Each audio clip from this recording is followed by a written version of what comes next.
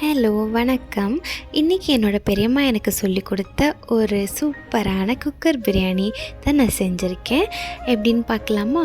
First ஒரு குக்கரில் நம்ம தேவையான அளவுக்கு எண்ணெய் எடுத்துக்கலாம். அதுக்கப்புறம் ஒரு ஸ்பூன் நெய் எடுத்திருக்கேன். அதில் நம்மளுக்கு தேவையான அளவுக்கு ஆல் ஸ்பைசஸ் போட்டுக்கலாம்.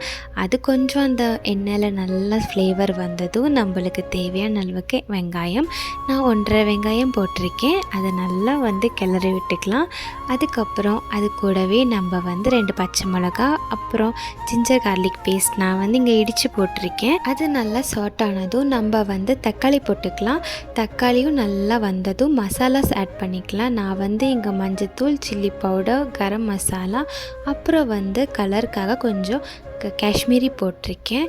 அப்புறம் நம்ம மெயினான புதினா இலை, மல்லி இலை போட்டு நல்லா கிளறி விட்டுக்கலாம்.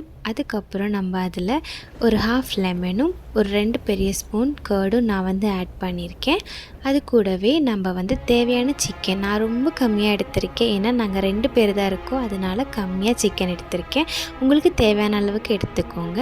நான் இங்கே 2 கிளாஸ் அரிசி எடுத்ததுனால 4 கிளாஸ் தண்ணி ஊற்றி அரிசியும் போட்டு ப்ரெஷர் இல்லாமல் வேக வைக்கிறேன். இந்த பக்கம் இது எங்களுக்கு ஹாஸ்டலில் கொடுத்த சிக்கன். அவங்க மசாலா எல்லாம் இல்லாமல் கொடுக்கறதுனால நாங்களே ஒரு மசாலா போட்டு செஞ்சுருக்கோம். ஆனால் கொஞ்சம் லைட்டாக கருகிடுச்சு. இந்த பக்கம் பார்த்தா நம்மளுடைய பிரியாணி ஆல்மோஸ்ட் ரெடி. ஃபைனலி நம்மளோட சிக்கன் பிரியாணி நல்லா சுட சுட உதிரியாக கிடச்சிருச்சு. நாங்கள் அந்த சிக்கனும் எக்கும் சேர்த்து சூப்பராக சாப்பிட்டு முடிச்சிட்டோம்.